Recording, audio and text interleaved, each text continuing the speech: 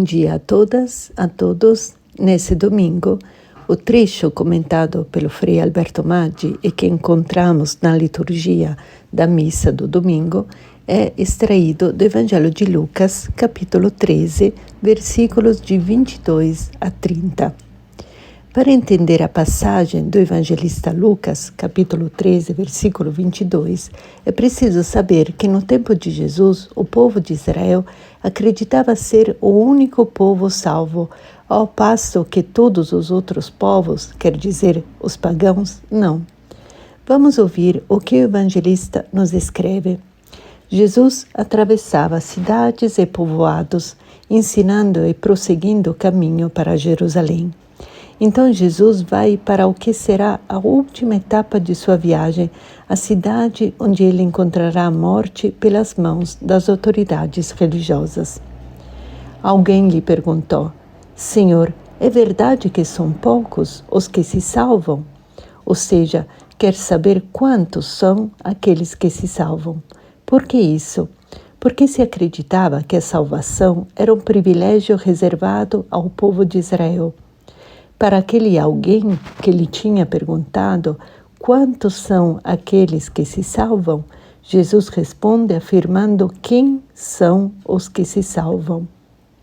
Jesus respondeu: fazei todo esforço possível, literalmente lutai, para entrar pela porta estreita. Jesus não está convidando a fazer, quem sabe, alguns tipos de esforço ascético, ou a pesquisar sobre quais dificuldades apresenta essa porta. Veremos que, por essa porta, não se consegue entrar, não porque seja difícil entrar, mas porque, como diz Jesus, porque eu vos digo que muitos tentarão entrar e não conseguirão, pelo simples fato que a porta já estará fechada. Portanto, Jesus não está convidando para fazer esforços dolorosos ou sacrifícios para entrar por esta porta estreita, mas para abrir os olhos, porque há risco de que, em seguida, essa porta seja fechada. Mas por quê? Ele diz: uma vez que o dono da casa se levantar e fechar a porta, vós, do lado de fora, então não é que seja difícil entrar, mas ela será fechada. Vós começareis a bater, dizendo: Senhor, abre-nos a porta. Portanto, aqui o evangelista apresenta pessoas que já têm uma comunhão com Jesus. De fato, elas o chamam de Senhor. Mas ele responderá: não sei de onde sois. Quer dizer, eu não vos conheço. Porque Jesus não os conhece. Para entender, vamos prestar atenção à réplica desses que ficaram do lado de fora. Então começarás a dizer: nós comemos e bebemos diante de ti. É uma alusão à Eucaristia. Então essas pessoas já tinham celebrado a Eucaristia do Senhor. E tu ensinaste em nossas praças. Portanto, essas pessoas se nutriram já de sua palavra. E mesmo assim, Jesus declarará, ele, porém, responderá: não sei de onde sois.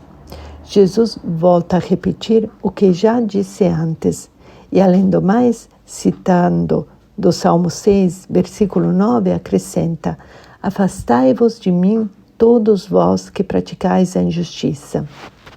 Na realidade, o Salmo diz: todos vós malfeitores que fazem o mal.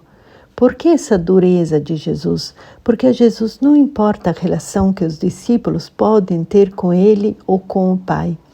Mas a Jesus interessa o fruto dessa relação com ele e com o Pai, isto é, a relação com os irmãos, ações de amor, misericórdia, compaixão, perdão e generosa partilha.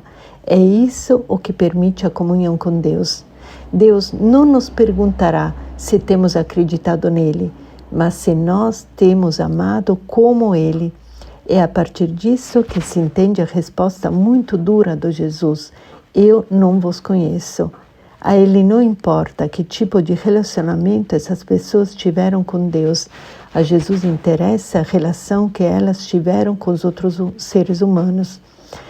Esses participaram da Eucaristia, mas depois não foram capazes de fazer-se pão, de fazer de suas vidas pão e alimento de vida para os outros.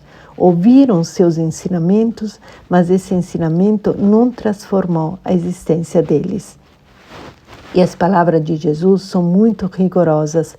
Ali haverá choro e ranger de dentes. Imagem essa que indica o fracasso completo de suas próprias vidas e desespero total. Quando virdes Abraão, Isaac e Jacó, os grandes patriarcas, junto com todos os profetas foram aqueles que tinham denunciado o culto a Deus e ao mesmo tempo completo desinteresse para com os pobres, no reino de Deus, e vós, porém, sendo lançados fora. Quando virdes Abraão, Isaac e Jacó, junto com todos os profetas, no reino de Deus, e vós, porém, sendo lançados fora. O povo de Israel acreditava ter direito de fazer parte do reino de Deus. Com Jesus, pelo contrário, que não transforma esse conhecimento de Deus em amor pelos outros, é excluído do reino. Mas não só, é excluído e o seu lugar é tomado exatamente por aqueles povos que o povo de Israel acreditava fossem os excluídos, ou seja, os pagãos. De fato, Jesus conclui: virão homens do Oriente, do Ocidente, do Norte e do Sul, portanto de todos os recantos do mundo, e tomarão lugar à mesa no reino de Deus.